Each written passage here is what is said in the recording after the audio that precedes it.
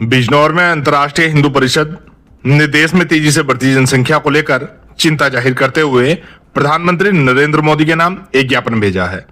परिषद के कार्यकर्ताओं ने अपने पत्र में जनसंख्या नियंत्रण कानून बनाने की मांग की है। संगठन के कार्यकर्ताओं का कहना है कि बढ़ती जनसंख्या देश की आंतरिक सुरक्षा, सामाजिक संतुलन और विकास में गंभीर बाधा बनती जा रही है। अंतर्राष्ट्रीय हिंदू परिषद के कार्यकर्ताओं ने अपने पत्र में यह भी कहा है कि देश में जनसंख्या असंतुलन के चलते सामाजिक तनाव और संस्कृति मूल्यों पर खतरा मंडरा रहा है। संगठन के अनुसार बंगाल, जम्मू कश्मीर और अन्य क्षेत्रों में हुए सांप्रदायिक घटनाएं भी इसी असंतुलन की चेतावनी है। परिषद के वरिष्ठ नेताओं ने कहा कि बांग्लादेशी और रोहिंग्या घुसपैठियों की संख्या की चिंताजनक है और यह देश की जनसंख्या संरचना को प्रभावित कर रही है। पत्र में यह भी मांग की गई है कि जो व्यक्ति 2 से अधिक बच्चों के माता पिता बनते हैं उनके खिलाफ सख्त कानूनी कार्रवाई की जाए, जिसमें आजीवन कारावास से लेकर शासकीय योजनाओं और मताधिकार से वंचित करने जैसे दंड सम्मिलित हों। धामपुर उप जिलाधिकारी को ज्ञापन सौंपने आए हैं, क्या पूरा मामला है? मामला ये है कि 20 जुलाई से 31 जुलाई तक पूरे देश में डॉक्टर प्रीण भाई तोगड़े जी के नेतृत्व में जो हमारा संगठन नियमित कार्य करता है राष्ट्र और धर्म की भलाई के लिए, राष्ट्रीय बजरंग दल और अंतर्राष्ट्रीय हिंदू परिषद, तो इसी नियमित 20 जुलाई से 31 जुलाई तक पूरे देश में ज्ञापन के कार्यक्रम किए जा रहे हैं। देश में जो जनसंख्या असंतुलन निरंतर हो रहा है उसकी रोकथाम हो, क्योंकि हमारे पास सीमित संसाधन है और इतने संसाधन नहीं है कि लंबे समय तक चाहे जल हो चाहे वायु है कुछ भी हो, इसका बहुत समय तक हम उपयोग कर सकें। तो उसी नियमित पूरे देश में जनसंख्या नियंत्रण कानून का लागू। वहीं भारतीय किसान यूनियन 13 अगस्त को तिरंगा यात्रा का आयोजन करेगी। किसान तिरंगों के साथ कलेक्ट्रेट पहुंचकर जिलाधिकारी से मुलाकात करेंगे और किसानों से जुड़ी समस्याओं पर खुलकर चर्चा करेंगे। यात्रा का उद्देश्य केंद्र और राज्य सरकारों तक किसानों की समस्याओं की गूंज पहुंचाना है। खासतौर से बकाया गन्ना भुगतान, बिजली दरों में वृद्धि और फसल बीमा योजना में अनियमितताओं को लेकर किसान मुखर होंगे। इस दौरान किसान नेता राजेंद्र सिंह ने धामपुर की एसडीएम रितु रानी को मिली जान से मारने की धमकी का मुद्दा भी जोर शोर से उठाया। राजेंद्र सिंह ने सवाल उठाते हुए कहा कि जब एक प्रशासनिक अधिकारी ही सुरक्षित नहीं है तो आम जनता और किसान कैसे सुरक्षित रहेंगे। ये योगी सरकार की नाकामी नहीं तो और क्या है। किसान यूनियन ने चेतावनी दी है कि यदि धमकी देने वालों पर सख्त कार्रवाई नहीं हुई तो आंदोलन और उग्र होगा।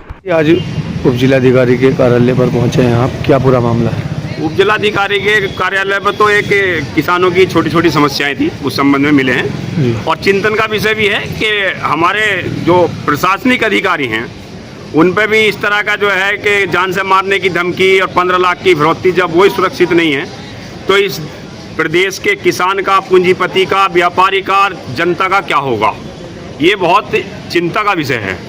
तो सरकार को क्या संदेश देना चाहते हैं? सरकार को तो हम ये संदेश देना चाहते हैं कि वे सरकार, योगी सरकार ये कहते हैं योगी महाराज जी के हम सुशासन लाए हैं, तो ये सुशासन है?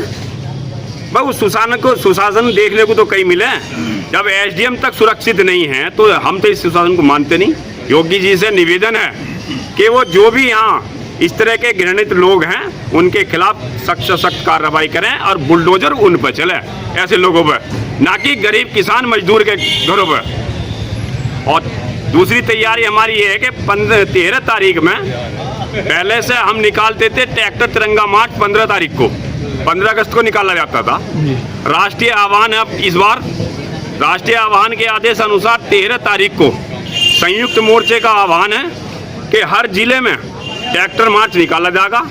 हमारे जिले में विशेषता है ट्रैक्टर मार्च के साथ साथ एक किसान जागृति आंदोलन कलेक्ट्रेट में होगा, ताकि जो लंबित किसानों की समस्याएं पड़ी हैं, जैसे किसानों के फर्द खतौनी उलट पुलट हुई पड़ी हैं, अंश सही किसी के नहीं हैं, बिजली विभाग के मुद्दे हैं, ट्रैफिक पुलिस बहुत परेशान करती है और तुम्हारे वन विभाग वाले बहुत दिक्कत कर रहे हैं, जहाँ तहाँ ज़बरदस्ती अपना कब्जा बता रहे हैं, किसानों को ज़बरदस्ती ठगने का काम कर रहे हैं। इन बहुत सारे मुद्दों को लेकर आर पार की लड़ाई भी 13 तारीख में लड़ी जाएगी। इसके लिए हम ये धामपुर नेटवर्क के लोग इकट्ठे हैं, अभी बैठकर रणनीति भी बनाई जाएगी इस संबंध में और गांव-गांव जाकर ट्रैक्टर के द्वारा भी जो है वहाँ आंदोलन करा जाएगा, ट्रैक्टर निकालने की कोशिश करी जाएगी। ज़्यादा से ज़्यादा मजबूती में लोगों से भी अनुरोध है कि ज़्यादा से ज़्यादा 13 तारीख में अपने ट्रैक्टर लेकर बढ़ चढ़ के इस आंदोलन में हिस्सा लें। उधर नूरपुर थाना क्षेत्र के ग्राम अब्दुल रहमानपुर में पति पत्नी की गन्ने के खेत में लाश मिलने से गांव में सनसनी फैल गई। गन्ने के खेत में लाश मिलने की सूचना पर पुलिस फोर्स भी मौके पर पहुंची साथ ही ग्रामीणों की भारी भीड़ भी खबर मिलने पर घटनास्थल की ओर दौड़ पड़ी।